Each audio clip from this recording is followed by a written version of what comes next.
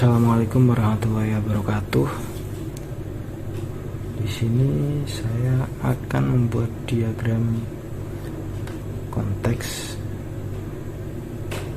Oke, yang pertama saya akan membuat sebuah lingkaran di sisi tengah.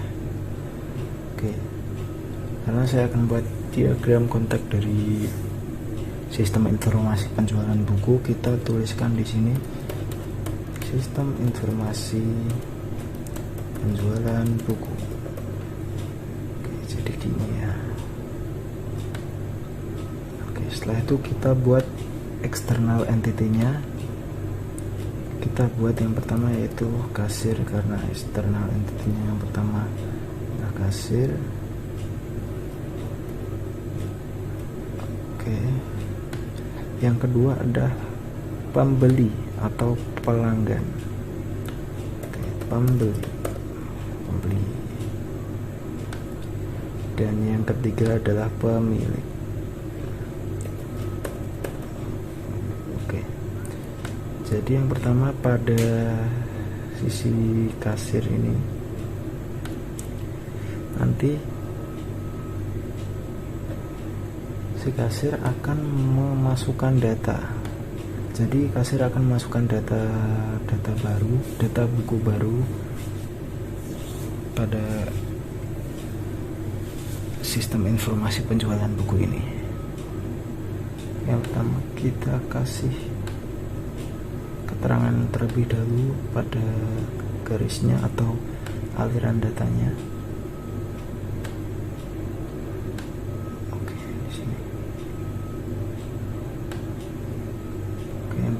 Di sini adalah huruf kecil saja, input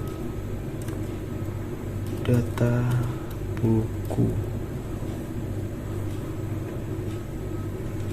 Udah gitu aja. Terus di yang kedua pada garis kedua ini kita tuliskan,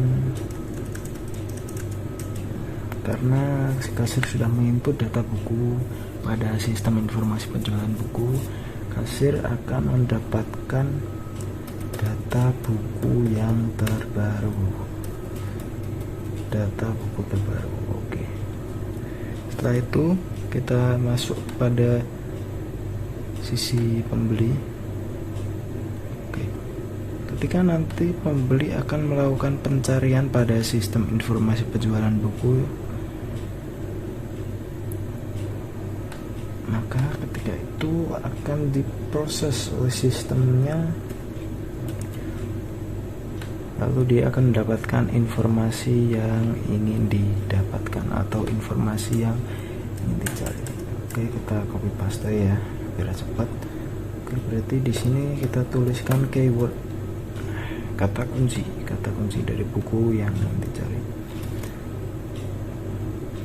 Oke, dan yang kedua yang akan didapatkan adalah informasi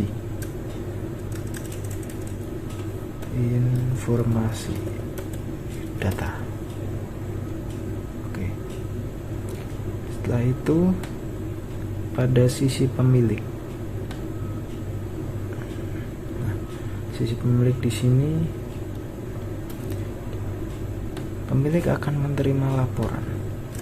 Jadi nantinya akan ada laporan yang akan disampaikan atau didapatkan dari sistem informasi penjualan buku tersebut. Oke, jadi untuk diagram konteksnya seperti ini, bisa dilihat. Oke, setelah itu kita akan masuk membuat diagram overview. Masuk ke tahap pembuatan diagram overview. Oke, yang pertama di sini kita buat simbol prosesnya terlebih dahulu, yaitu lingkaran. Oke, kecil saja, jangan terlalu besar ya. Oke.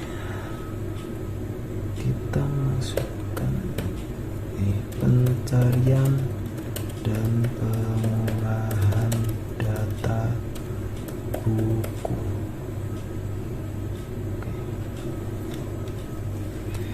Setelah itu kita akan membuat database-nya terlebih dahulu di bagian sisi ini. Oke, database di sini juga. Oke. Setelah itu kita kasih keterangan.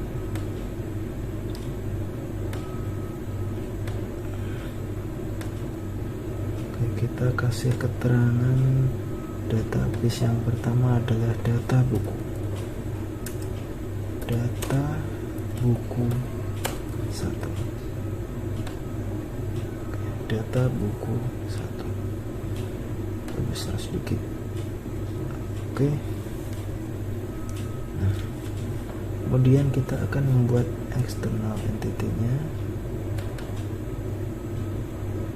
Oke, ditaruh sini aja.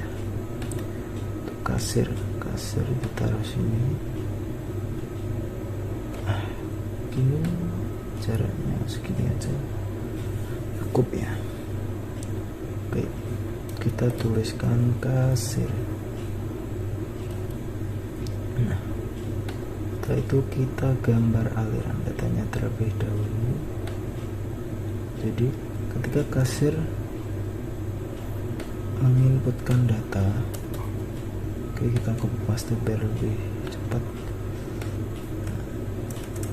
Kasir di sini akan melakukan input data buku. Oke, agak ke atas sedikit.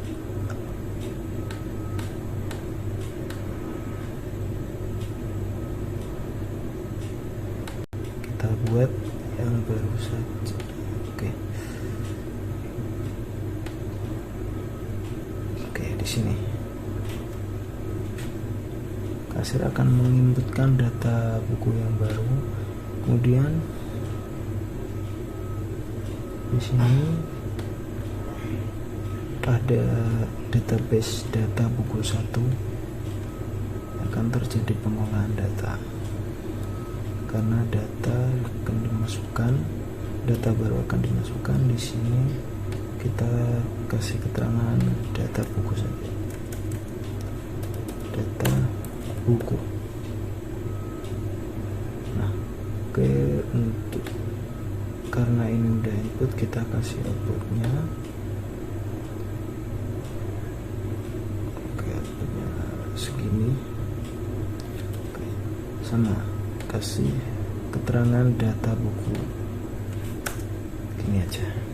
Oke, jadi setelah kasir menginputkan data buku dan data tersebut tersimpan pada database ini, kasir akan mendapatkan tampilan atau daftar buku yang terbaru.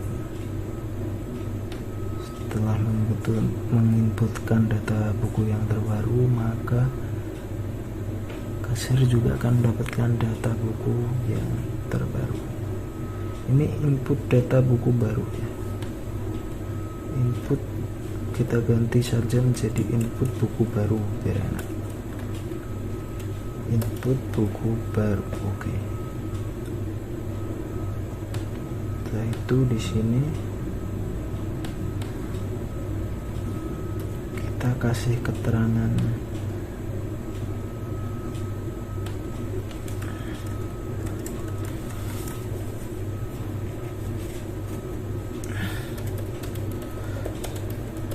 data buku terbaru. Data buku terbaru. Aduh, kurang panjang. Oke. Setelah itu kita buat external entity-nya, yaitu sisi pembeli.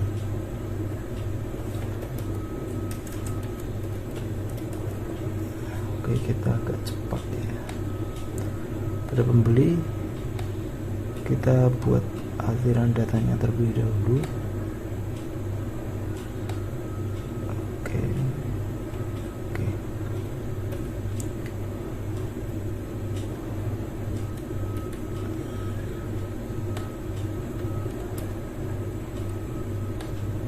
Oke, untuk keterangannya, karena pembeli ingin mencari atau melakukan pencarian pada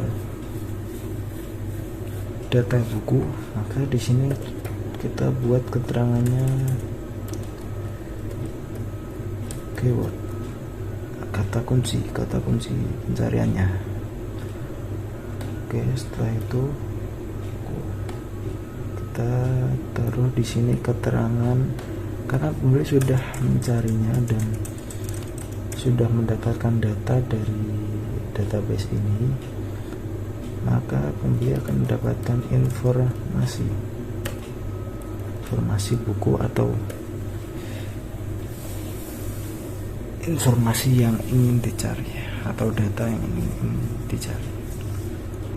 Oke, setelah mendapatkan informasi dan apabila pembeli ingin melakukan pembayaran, di sini kita akan membuat proses yang kedua, yaitu proses pembayaran.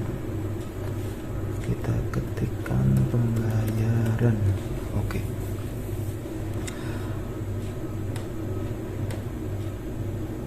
Di sini misalkan pembeli ingin membeli sebuah buku.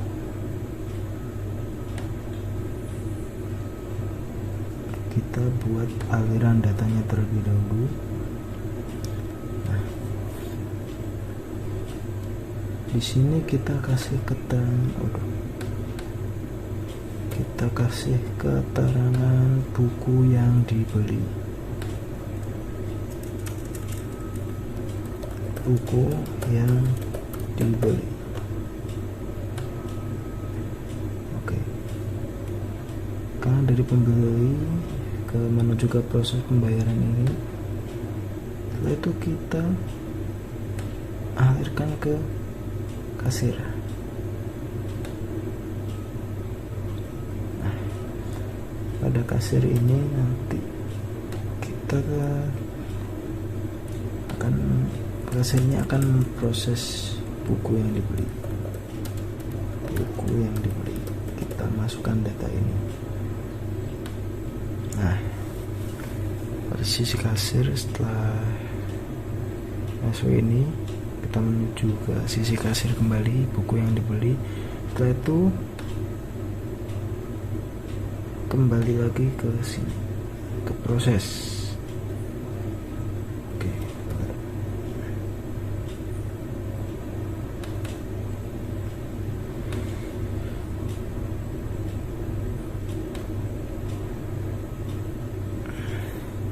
Dengan keterangannya, karena sudah melakukan pemesanan atau memiliki data buku yang dibeli, maka akan dibuatkan sebuah bukti pembayaran.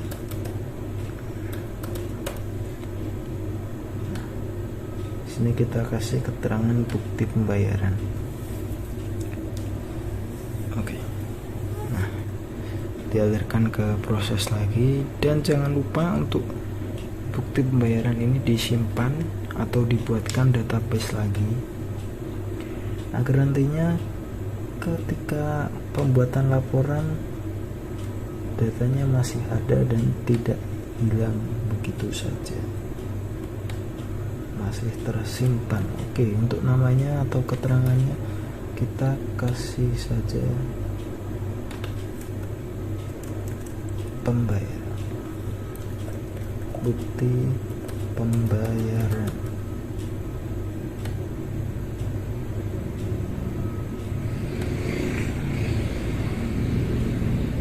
Oke, gini ya. Nah, setelah itu kita alirkan. Di sini kita berikan aliran data atau arus data. Nah, seperti ini. Pada database bukti pembayaran, di sini kasih keterangan bukti pembayaran, karena data yang ingin dimasukkan adalah bukti pembayaran. Bukti pembayaran. Oke, kita copy saja nanti biar rada cepet. Copy. Oke, udah di copy.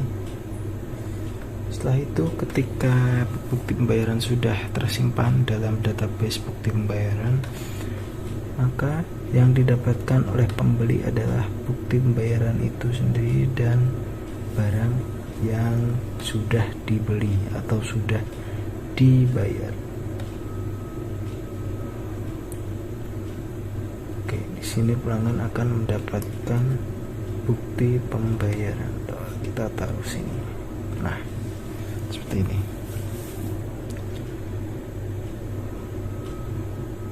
Setelah itu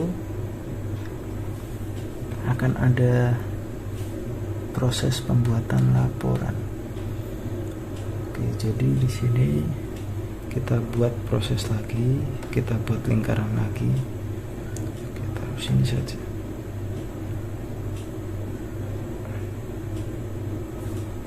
Shift biar oke. Kita tuliskan laporan. Geser.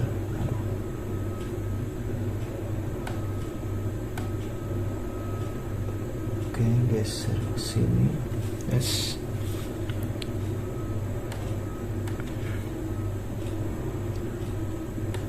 Karena akan diambil dari database bukti pembayaran, maka di sini kasih aliran data. Oke, ini agak geser ke sini. Oke, jangan lupa kasih bukti pembayaran. Kita kasih keterangan bukti pembayaran. Karena laporannya nanti juga ada data buku, maka kita jangan lupa untuk menarik atau memberi aliran data dari data buku ke laporan. Nah, seperti ini. Tuh, lanceng ya. Aduh, ini data yang tadi.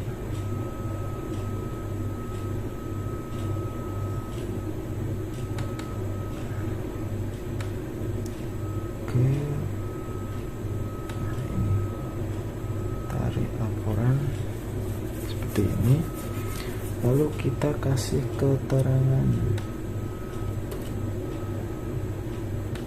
Oke, kita kasih keterangan di sini saja. Ada data buku.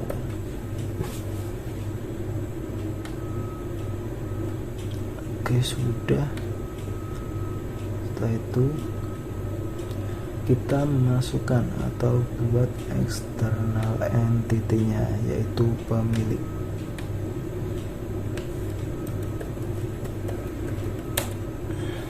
Oke, udah. Setelah itu kita buat aliran data. Jadi untuk laporannya nanti ini ada dua macam, yaitu yang pertama adalah data buku dan yang kedua adalah bukti pembayaran. Kita taruh di bawah sini data buku.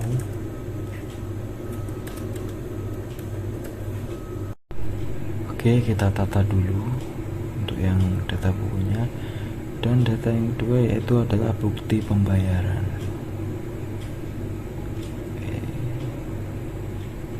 Oke, ini adalah diagram overview. Terima kasih dan mohon maaf apabila ada kesalahan dalam pengucapan maupun penjelasan. Wassalamualaikum warahmatullahi wabarakatuh.